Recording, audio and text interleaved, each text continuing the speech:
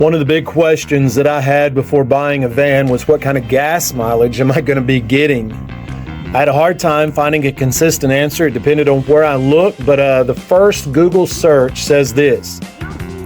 A RAM ProMaster 3500 typically gets around 14 to 15 miles per gallon based on real-world driving and reports, as full-size vans like RAM ProMasters are not officially tested by the EPA for fuel economy, meaning the mileage may vary depending on driving conditions and loaded weight. I would search other sites, I'd get different answers. Today, I have some information on the gas mileage of our 2025 RAM ProMaster 3500 super high roof, extra long van. After putting over 3,000 miles on it, I think I've got a good sense of what this van can do on the road.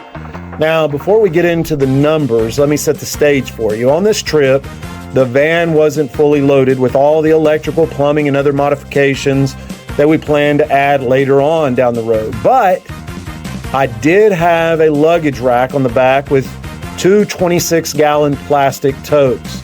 They definitely caught some wind resistance along the way, so keep that in mind as we talk about fuel efficiency.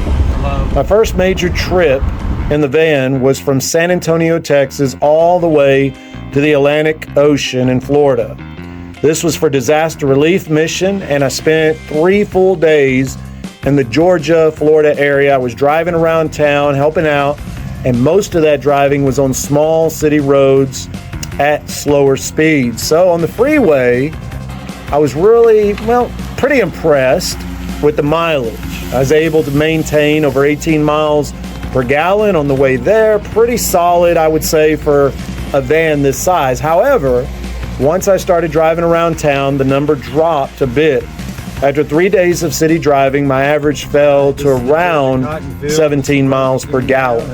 Once I got back on the freeway and heading home to Texas, I was able to bring that average back up. By the end of the trip, I had an overall fuel efficiency of 18.1 miles per gallon. I will show that image. Not too bad, I would say, for such a big van, especially with some extra drag from the luggage rack. Previously, and the reason I say not too bad, I had a 1500 Silverado truck and I would pull a 28-foot travel trailer. I was only getting an average of 6 miles to the gallon.